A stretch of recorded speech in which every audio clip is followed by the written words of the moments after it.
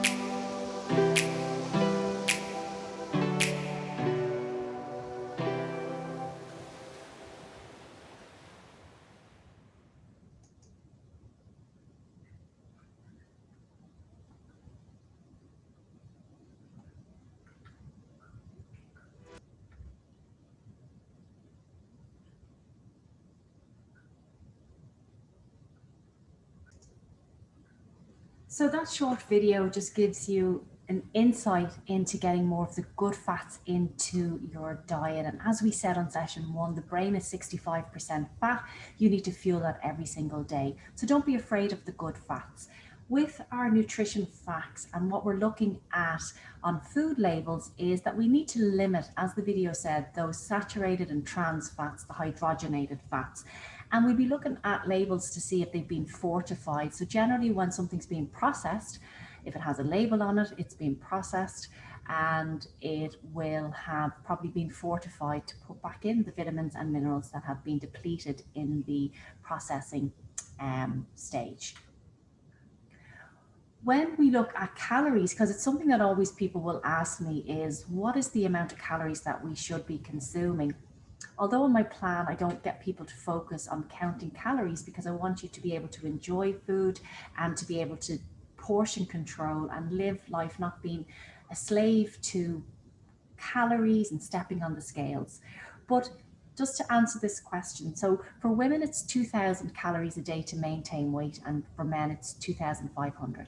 For fat, it's 70 grams of fat a day for women and 95 grams for men. Sodium is 2.5 for both, and salt is 6 grams for both. A general guideline around the ingredients that we use. So we looked at sugar in our last session. So per 100 gram, 10 grams is a lot, 2 grams is a little. 20 grams of fat is a lot, 3 grams is a little. Saturated fat per 100 gram is 5 grams is a lot, 1 gram is a little. Fiber, as a nation, we're not getting enough fiber, and you will see that people are starting to get a lot more issues with gut health like IBS and inflammation, and we're probably only getting 20 grams of fiber a day where we should be getting a lot more. Salt, 1.25 is a lot, where 0.2 is a little. And when we look at carbohydrates, we want to look out for, because as we learned in our session 1, when we eat carbohydrates, they're our source of fuel. So the body will start to break them down into the fuel that we need to give us energy. And that's why we need to have the whole grain, the whole wheat, the whole meal. Avoid the white or the refined foods, and do look out for different names of sugar. So it can be anything ending in OSE, the likes of syrups and honeys and treacles and fruit juices as well are all added sugars. If you're going to have honey, make sure that it's locally sourced organic honey. Most of the shop bought ones have been highly heated and processed, and they really are just pure sugar. So fats, what to look for? Look out for trans and hydrogenated fat and avoid these at all costs, and your body will thank you for them. Low fat, so less than 3 grams of fat per 100 gram, but it still may be high in sugar. And we looked at that in our last session as well, where the companies have told us it's 99% fat free, but the sugar content can be anything from 4 to 6 teaspoons or more. Sometimes a product will say reduced fat, but it can still be high in fat. And sometimes a product might say it's light, but I'll always say in what color, because it's definitely sometimes not light in calories or sugar. We had a look at this in the last session too. So just to be more savvy around your drinks that you're consuming and the amount of sugars that can be in there as well and hidden. As we start to look at treats, as I said, there are no restrictions. You can have the treat, but you have to be clever as well. So the best ones to go for are the likes of the Calippos or the mini milks, where when we look at the Magnums and the Snickers, like a Magnum is almost a full meal in one sitting. And Tangle Twisters would be the best choice there. Moving on to Slero, and then Magnum, as you can see, is a lot of calories in there. And you know, I say eat good fats, eat nuts and seeds, but again, it comes down to portion control, as you can see here. And another question I'm always asked, Nicola, what's a healthy crisp? There are no healthy crisps, okay? There is no nutritional value in a crisp, but if you're going to have a packet of crisps, have a packet of crisps and enjoy it and move on. Because the likes of even the ones that are deemed healthier, like your veggies, crisps have more calories, they've more fat, so just be very, very careful. And some of our favorite sweets in this box, it's 40 sweets and there's 44 teaspoons of sugar in that. Now, when we look at labels and say in relation to cooked hams here, your eye may be drawn to the fact that it's 97% fat free. But as we start to look into the actual ingredients, we can see that the highest content will always be first. So it has the highest content is water. So it's obviously been filled with water to bulk it out. The next one is salt.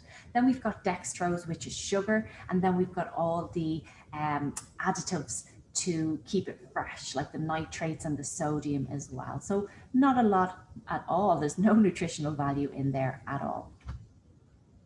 This cheese sandwich, it's loaded with sugars and fats, and I would just say, you know, it's been highly processed and there's no nutritional value in there for you. And again, just be careful of serving sizes. So when we look at this, the serving size per container is 2. So you need to look at that, as sometimes we pick things up thinking it's 1 portion. So we have to have a look at that. When we home in on the ingredients and we start to get really savvy on this, the first ingredient is sugar. So that's the highest content there. Then we have another sugar, then we have another sugar. Then we've got cornstarch, and then we've got all the additives and the colorings in there. So there's not one natural ingredient in that product. Here we start really good. We've got whole grain wheat flour, which is really good, but then we start to go into sugar. cornstarch, more syrup, which is sugar, invert sugar. So although it started off really well, there is no nutritional value in here either. This is a really good card to have. You can screenshot this, and it's a great one to have on your phone, or you can order them from the Irish Heart Foundation. That fits into your wallet if you get the card, and it's just a great way when you're doing your shopping to remember the sugars, the fats, the saturated, and the salts as well. And this product here has deemed that it's low fat. There's only 144 calories per serving, and the sugar content is over 5 teaspoons. So that's where we're going in to look at total carbohydrates into sugars. Take the number 4 and divide it into 22, because there's 4 grams of sugar in 1 teaspoon. The top breakfasts that I recommend, and you'll see if you've started to look at the meal plans and started to try them out, definitely my Funky 5 smoothie. It switches off all your hunger hormones and gets you from breakfast right through to lunch. Porridge is another great one. Maybe you can grate some apple, cinnamon, and have some seeds there.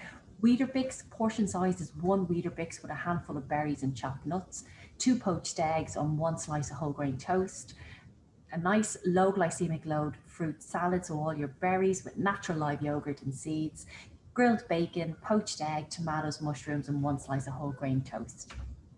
For lunch, I always recommend a good quality source of protein with lots of salad and vegetables. Make your own homemade vegetable soup. Make sure there's protein in there like chicken, beans, lentils, or chickpeas. Have a tuna or chicken salad wrap.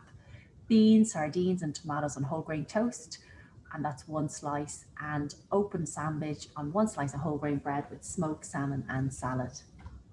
My top 5 dinner choices would be stir fries. I love them with, your protein source, bulk them out with vegetables and brown rice. Sometimes people can become very bloated with brown rice, so go for an organic basmati white rice. A 2-egg omelette with mushrooms, tomatoes, onions, cheese, ham, and salad. Baked fish with pesto, green vegetables, and baby boiled potatoes. Steak, salad, and sweet potato wedges. Homemade chicken prawn curry with vegetables, spices, and coconut milk and brown rice. And again, you can replace with organic basmati white rice if you don't find the brown rice agrees with you. So let's look at the glycemic load in food. We touched on this on our very first session. There's a handout in the files for you, just so you can start to see what is actually impacting your blood sugars. When we look at bread, so your portion is 1 slice of whole grain bread for glycemic load, which would be 7. And remember, if you're on a weight loss journey, it's 45 GLs a day. And breakfast, lunch, and dinner should be 10 GLs, and your snack should be anywhere between 5 and 7. If we look at muffins and croissants, we've got nearly 2 meals going on there, the 17 GLs. And if we were having snacks, the likes of an oat cake with hummus, like we've got 2 GLs on an oat cake there. With the fruit, as I mentioned, the berries are the lowest glycemic, and as we move up, you could have half a banana, you could have 10 grapes, 1 thin slice of pineapple. So really value for your snack would be your low glycemic berries. With oils, there's no GLs in oils. Your avocado is only 1 GL. So this is where I'm saying fats are good for you and they're low in GL. Nut butter, so generally a tablespoon is 1 GL. Hummus, 60 grams is 3 GL. And we start to move up there with our chocolate bars, can be anywhere from 20 to 30 GLs.